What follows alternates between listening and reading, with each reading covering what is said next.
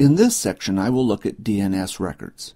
DNS records contain the data that will be returned to the client when the client requests information from the server about hosts or resources on the network. In this video, I will look at different DNS records. There are a lot of different types of DNS records, but I will look at only the most common. Next, I will look at dynamic DNS. Dynamic DNS allows clients to adjust their own DNS records as they change. This can be a real time saver. Lastly, I will perform a demonstration of how to create DNS records and how to use dynamic DNS. DNS is a key part of Active Directory, so it is beneficial to understand how DNS records work. Once you understand how DNS records work, you will have a better understanding of how Active Directory finds resources on the network, helping you to troubleshoot Active Directory problems on your network. With DNS, there are a number of different record kinds. This is by no means a complete list, but does cover the more common types. The first record is Start of Authority, or SOA. The SOA record indicates the DNS server with the best source of information for that zone. This should be the primary name server. Simply put, it is the DNS server which has the most authority to make changes in the domain or answer questions in regards to it. Contained in the SOA is the email address of the administrator of the domain. The SOA also contains configuration information for replication. This includes the domain's serial number. The domain serial number is a number that tells other DNS zones which version of the DNS zone that server contains. When changes are made to the zone, the serial number will increase.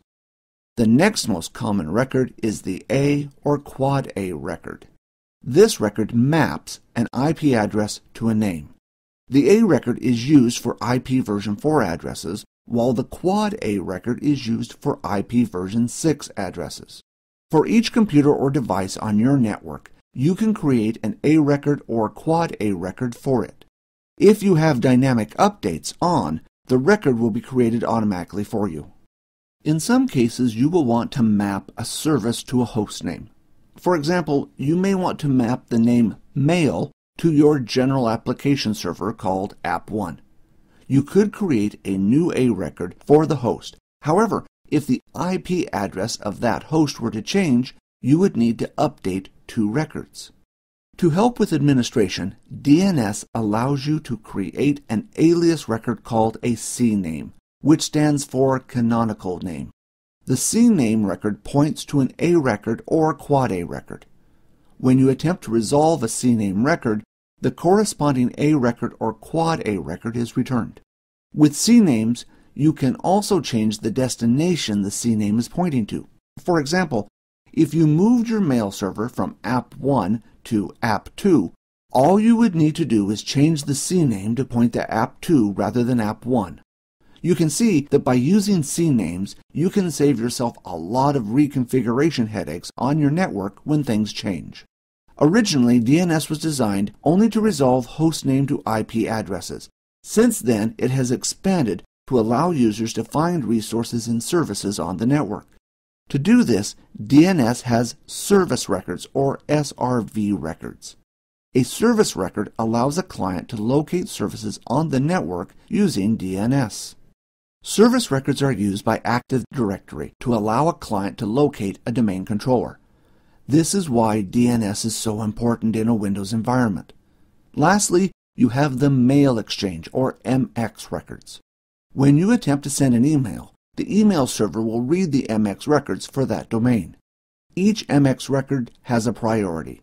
The lower priority MX records are tried first.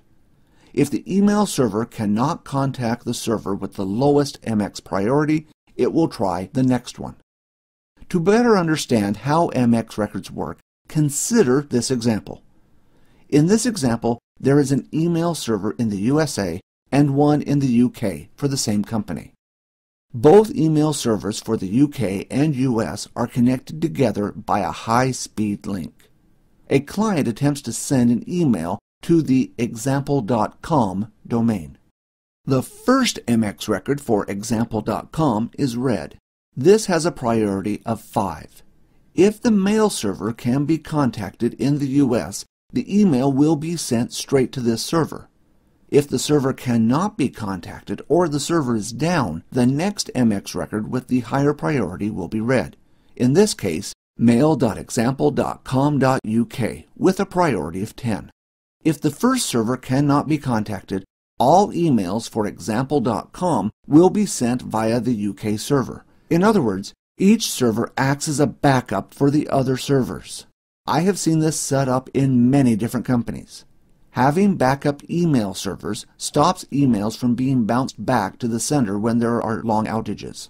The backup email servers do not have to be on other sides of the world. In some cases, the same company may have multiple email servers at the same site.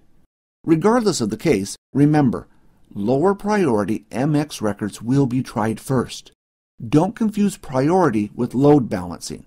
If the server with the lowest priority is online, then all email for that domain will be sent to this server. The last record I will look at is the PTR record. There are other DNS record types. However, those I have looked at so far and the PTR records are the main types. PTR stands for Pointer Record and simply maps an IP address to a name. Windows can create the PTR records automatically, but in order for this to happen, you must have a reverse lookup zone created to store the PTR record. In a moment, I will show you how to create a reverse lookup zone. In the real world, I have worked on large networks that don't have a single reverse lookup zone created.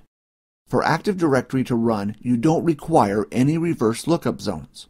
Reverse lookup zones are mainly used for troubleshooting tools such as traceroute and DNS lookup.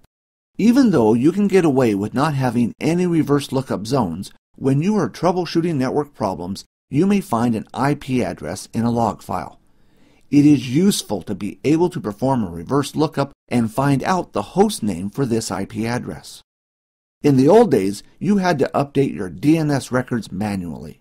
With Windows Server 2000 came the ability for clients to update their DNS records dynamically.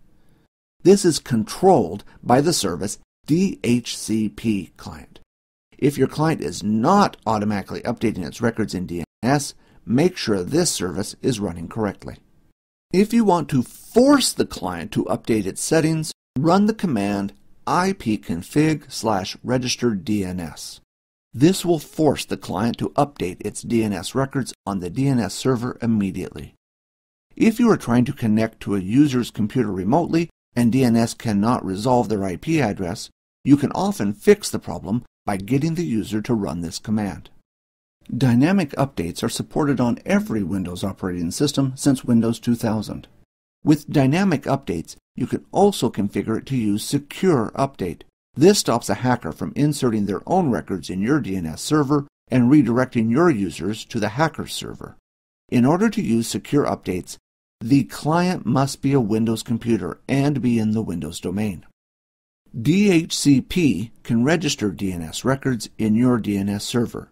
If you have any non-Windows clients, this is a workaround for this client not being able to update their own DNS records.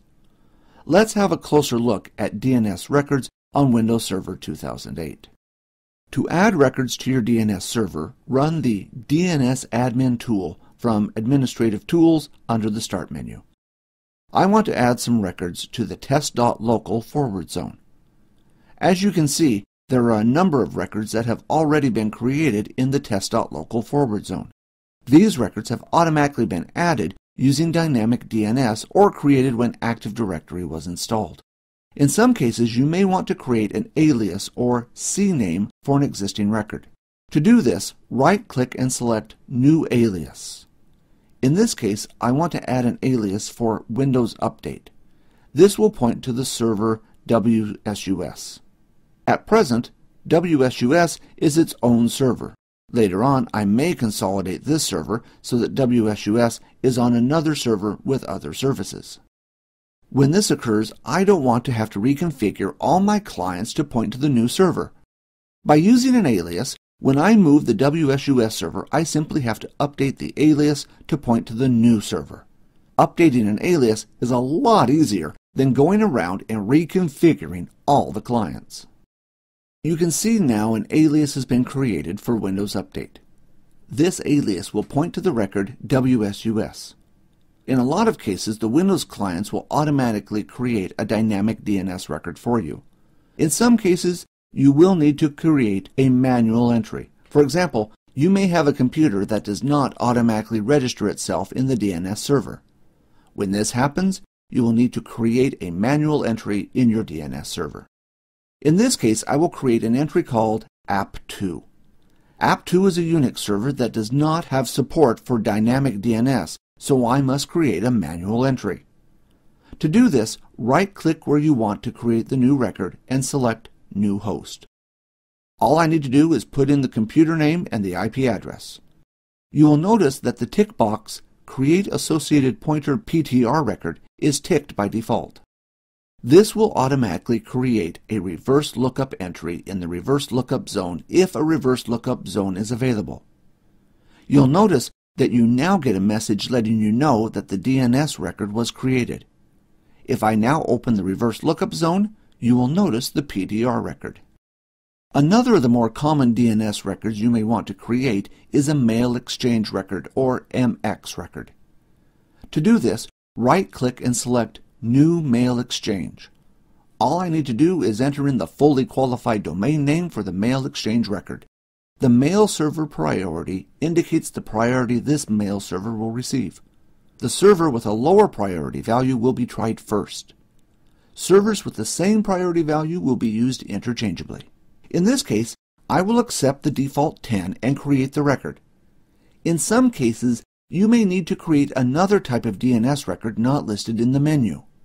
To do this, select the option Other New Records. As you can see, there are a lot of DNS records you can create. One of the more common records you may need to create is an SRV record, found at the bottom. Service records allow programs to find services on the network, for example, domain controllers. If I go back, you will notice that so far, most of the records are host A records. A refers to a name record that uses IP version 4. If you were to create a host record for IP version 6, this would appear as quadruple A. I will go through manually creating an IP version 6 host. However, before I do that, I'm going to create a reverse lookup zone for IP version 6 addresses. To do this, right-click Reverse Lookup Zone and select New Zone. From the wizard, I'm going to select Primary Zone and store the zone in Active Directory. In this case, I will leave it on the default and allow the data to be replicated to all domain controllers. To create the IP version 6 zone, all I need to do is select the option IP version 6 Reverse Lookup Zone. Next, I need to enter in the network address for where I want this zone to save the IP addresses. I will leave it on the default, allow only secure dynamic updates, and move on. That's it. Press Finish, and the IP version 6 Reverse Lookup Zone is created.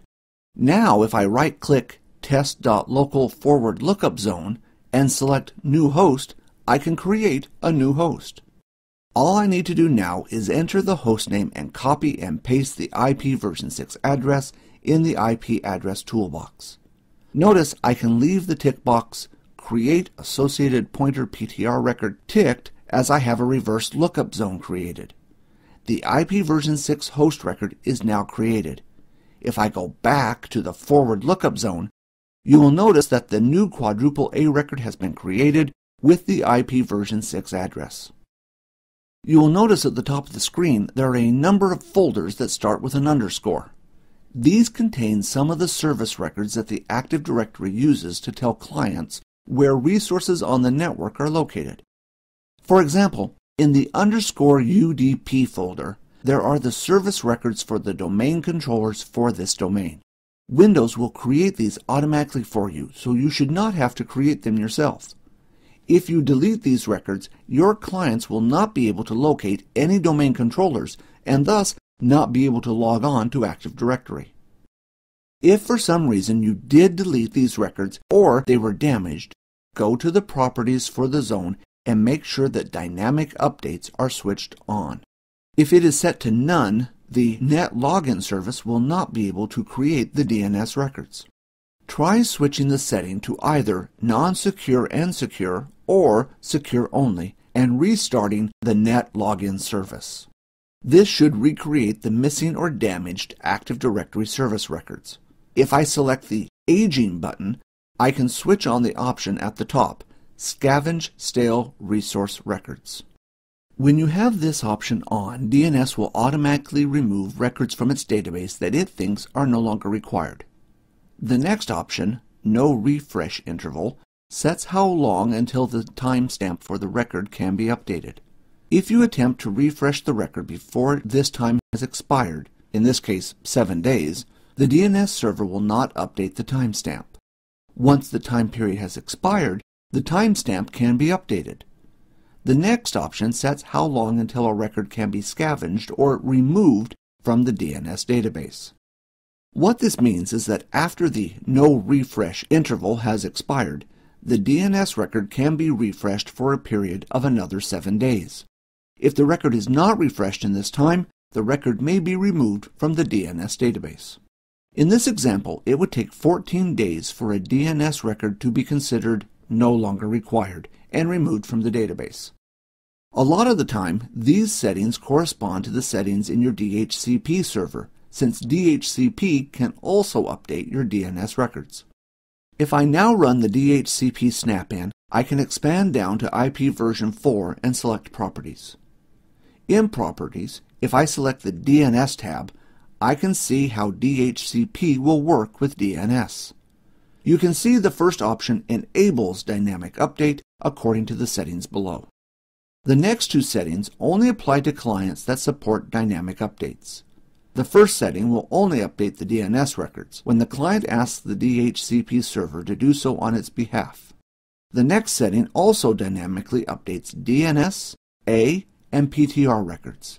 When you select this setting, if the client supports dynamic updates, the DHCP server will always update the DNS records for them.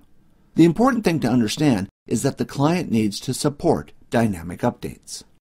When a lease expires, DHCP will tell the DNS server to remove the entry from its database. Without this option on, the DHCP server may allocate the IP address to a new client. When you attempt to resolve the old client's name, it no longer exists on the network. You will instead get connected to the new client. If you are using remote control software, this can be quite embarrassing when you connect up to the wrong client. With careful planning, you should be able to keep your DNS database up to date. On a large network with a lot of computers coming and going from the network, dynamic updates save you a lot of time and headaches. If you decide to use dynamic update, make sure you give some thought to keeping them secure from hackers. If your DNS server is behind a firewall, then you should not have any problems as long as the hackers cannot break into your network. If your DNS server is accessible from the internet, it is possible for a hacker to insert or even update DNS records and redirect your users to their servers. Lastly, have a good understanding of the common DNS record types. Without DNS, Active Directory cannot run.